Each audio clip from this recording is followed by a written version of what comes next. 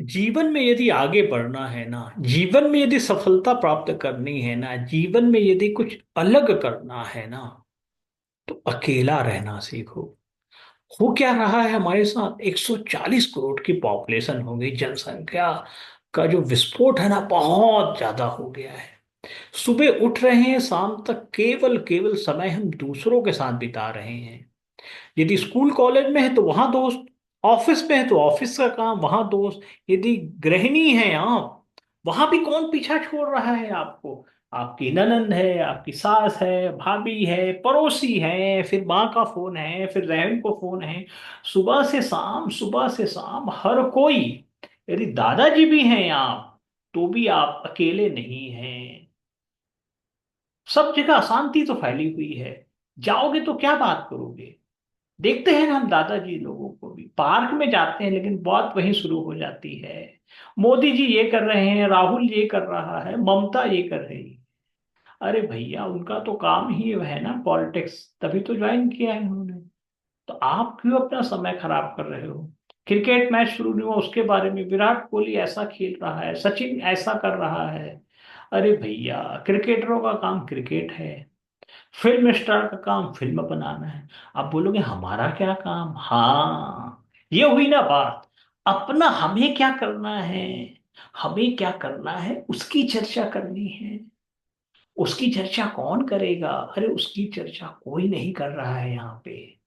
आपसे कोई पूछता है, सब यही पूछते हैं और दादाजी कैसे हैं, सब अच्छी है, एकदम अच्छा, ये नहीं पूछते हरि के साथ कैसा रिश्ता है दादा, मेरे गोविंद के साथ कैसे रिश्ता है दादा, मेरे गोविंद के साथ कैसे बन रही है आजकल अम्मा, मेरे गोविंद के साथ कैसे बन रही है अम्मा। कोई पूछता है क्या, नहीं पूछता। ये जरूर पूछ लेगा, अम्मा पैरों का दर्द ठीक है ना, हाँ हाँ बेटा ठीक है। माँ खाना खाया, ठीक खाया। संसार की सारी तरफ चर्चा है। लेकिन मेरे कृष्ण, मेरे गोविंद जो बैठे हुए हैं, हर आत्मा, हर शरीर के अंदर चुटकू से बैठे हुए हैं, हर पल हर क्षण वो आप ही की राह देख रहे हैं।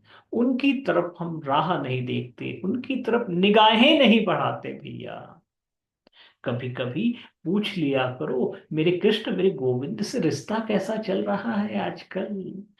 कोई खनबन तो नहीं, कोई गड़बड़ तो नहीं, कि सब आनंद में है ना। मेरे गोविंद के साथ अखियां मिला रहे हो ना, मेरे गोविंद के साथ कुछ तो कर रहे हो ना, क्या कर रहे हो आजकल, कैसा कर रहे हो। अरे पूछ लिया करो। कहते हैं ना जीवन में, जीवन में आप ना चाहते हुए भी चारों तरफ से भीड़ लगी हुई, चारों तरफ से। हॉस्पिटल जाओगे वहां पे भी दो चार लोग मिल ही जाते हैं आपको, बाजार जाओगे वहां भी मिल जाते हैं, बैंक जाओगे, कौन सी जगह है जहाँ पे आपको लोग अकेला छोड़ रहे हैं, कोई अकेला नहीं छोड़ता। चारों तरफ से वही बातें, दुनिया संसार की बातें। संसार की बातें ना कभी खत्म हुई है ना कभी खत्म होगी। जब से आए हो और जब से चले जाओगे ना, संसार को ही लेके आए थे, संसार को ही लेके चले जाओगे। और मेरे कृष्ण मेरे गोविंद यही रह जाएंगे ऐसा लगता है भैया। ऐसा मत करो, ऐसा मत करो। कुछ तो समय, इसलिए कहे कुछ तो समय हमें अकेला बिताना चाहिए, शांत होके बिताना चाहिए। और जितना आप अकेले रहोगे, शांत रहोगे ना, यही तो जीवन का वो समय होगा जहां पे आप अपनी एनर्जी है, जिसको अपन ऊर्जा कहते हैं, उसको संग्रहित करोगे। सुबह से शाम यदि बकबक करते रहोगे तो ये एनर्जी कहाँ से संग्रहित होगी। मोबाइल को भी जब चार्ज करना पड़ता है तो अकेला छोड़ते हैं ना, बोला गया है ना कि मोबाइल को चार्ज करते समय बात मत करना, बात मत करना। जब एक बार चार्ज करो तो उसको चार्ज हो जाने दो, घंटा भर बोलते ना, घंटा भर। कहीं भी जाते हैं आजकल मामा के घर, चाचा के घर, तो पहले ये देख लेते हैं मोबाइल तो चार्ज है कि नहीं। अरे भैया, मोबाइल की चिंता तो सबको है, होनी भी चाहिए, हमें भी रहती है, सबको रहती है। तो अपने मन की चिंता कब करोगे। अपने अंदर जो बैठे हैं परमात्मा, उसके साथ रिश्ता कैसे है उसकी चिंता कब करोगे। तो 1 घंटा कम से कम शांत रहो, अकेले रहो, और ये सबसे अच्छा समय है सुबह का समय। 4 बजे तो बहुत ही अच्छा, 5 बजे और अच्छा भी चलेगा, 6 बजे भी चल जाएगा। तो 4 बजे से 6 बजे जो भी समय मिलता है, 1 घंटा अपने लिए निकालो। चाहे आप वॉक कर रहे हो पार्क में, चाहे आप योगा कर रहे हो, मेडिटेशन कर रहे हो, एक रिक्वेस्ट है, वहां भी भीड़ मत इकट्ठा कर लेना। वहां भी भाभी चली जाएगी, बहन चली जाएगी, अम्मा चली जाएगी, फिर बातें शुरू हो जाएंगी। हम नहीं चाहते, हम उनको लेके जरूर जाओ। अम्मा आप इधर उधर घूम लो, उल्टा से सीधा, हम सीधे से उल्टा घूम लेते हैं। इस तरीके से वहां आप अकेले रहना सीखो, शांत रहना सीखो। कुछ दिन तो अभ्यास की करो ना, 1 वीक 2 वीक, फिर आपको अपने आप से प्यार होने लगेगा, एकदम प्यार होने लगेगा। और देखोगे सारे कार्य जो है ना बहुत अच्छे से होना शुरू हो गए, बहुत अच्छे से कार्य शुरू हो जाएंगे एकदम। वादा है हमारा। मेरे कृष्ण मेरी गोविंद की कृपा है, याद रखिएगा। जो हमारे ऋषि संत हुआ करते थे, हम सब सनातनी हैं, हिंदू धर्म के रक्षक हैं, हिंदू धर्म को हमने पिया है घुट घुट के।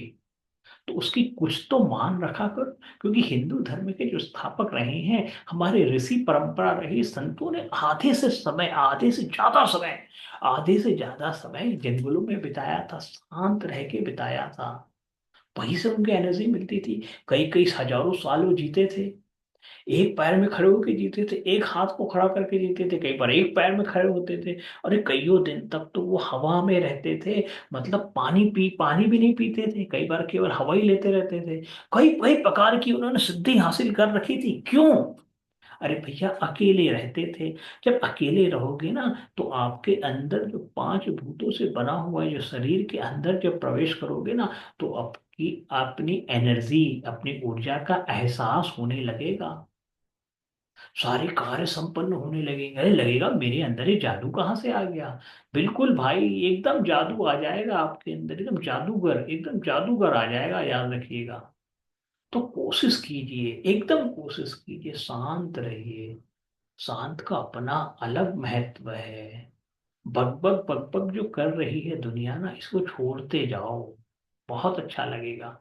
अब जरूरत पड़े तो संसार में तो बात कर ही रहे हो, लेकिन शांत होने की प्रैक्टिस नहीं कर रहे हो। मेरे कृष्ण गोविंद के साथ जो रिलेशन है ना, उसको ढीला रखे हो। जैसे स्टेटस चेक करते रहते हो ना इंस्टाग्राम में, व्हाट्सएप में, वैसे वैसे मेरे गोविंद के साथ भी स्टेटस चेक कर लिया करो, कहाँ कहाँ पहुंचे हो। वो भी याद करते हैं भैया, मेरी राधा रानी सबको याद करती है। ठीक है ना? हम सब पर कृष्ण गोविंद की कृपा बनी रहे, राधा रानी की असीम कृपा बनी रहे। वृंदावन धाम की जय हो, राधा रानी की जय हो।